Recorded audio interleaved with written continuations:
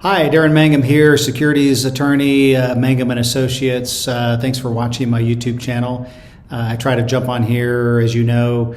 I think I've been going out about 10 years now doing this, and probably about 5 of those years I've been giving you updates on this SEC Ripple case, right? The Ripple being the cryptocurrency that the SEC has been trying to pound into submission for such a long time, and I've kind of given my opinions on it over the years, and I haven't been too optimistic about Ripple winning, but obviously they have got the resources to take the SEC on, and so why not, right? And so I just want to give a little update on this case that just a little while ago.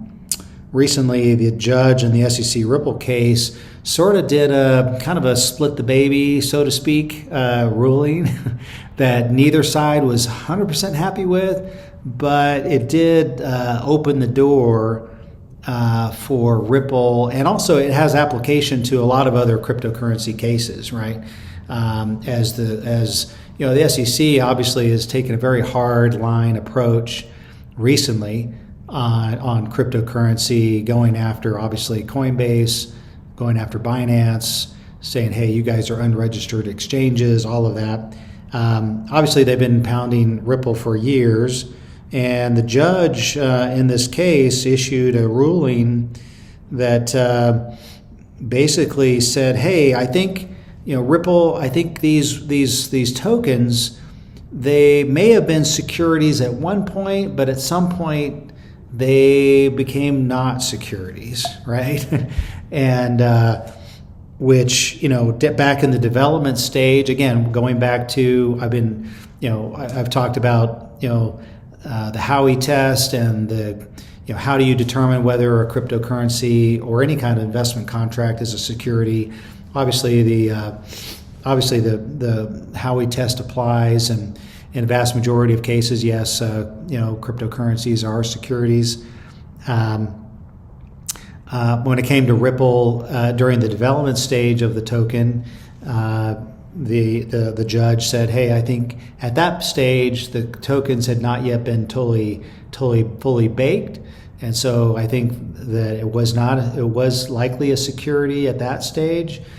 But at some point, it became sort of like a commodity and became a not a security, which has a lot of implications over whether, again, a lot of tokens that are listed on secondary exchanges like Coinbase, like Binance, they're not really trying to raise capital through those offerings. They're really just trying to provide liquidity for existing tokens, right?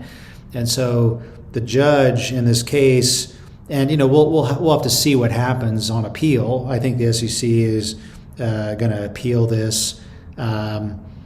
It's going on in the Second Circuit, but yeah, a lot of people are watching this case.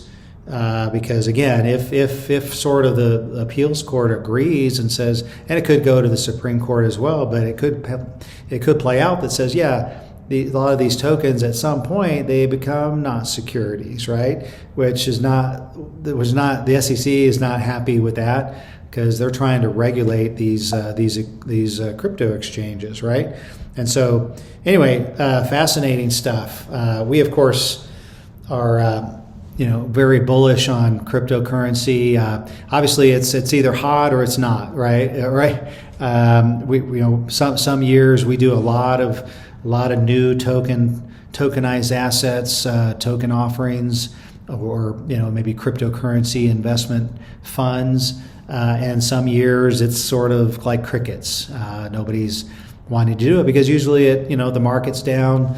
Nobody's excited about crypto. Everybody's kind of waiting and seeing. Anyway, but it is a fascinating development. It goes to show you, hey, look, SEC doesn't win all the time, right?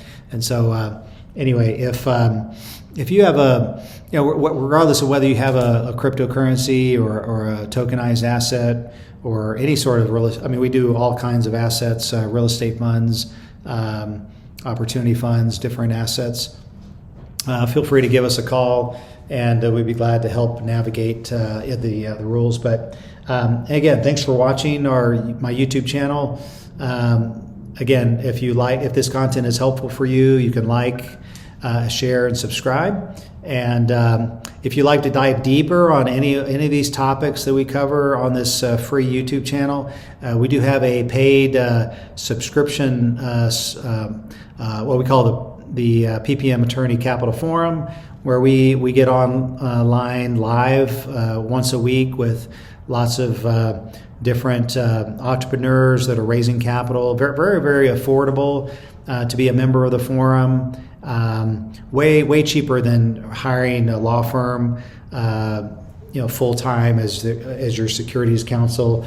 Again, we dive deep into a lot of these topics, and all the sessions of the PPM Attorney Capital Forum are recorded, right? So you can go back and watch all the past recorded sessions on different topics, and of course during the live sessions, there's the opportunity to ask questions and be interactive as well. So kind of a fun gig. You should check it out. If you want a trial membership of the PPM Attorney Capital Forum, you can email me, and I'd be glad to hook you up with that. Anyway, but let me know if there's any content that you like to see us focus in on. I usually just hop on and talk about whatever is going on at the time, but what we're seeing a lot of. But feel free to reach out to me. You can shoot me an email at darren@mangumlaw.net, and we'd be glad to try to address that on this YouTube channel. So anyway, thanks for watching, and we'll see you on the next video. Thank you.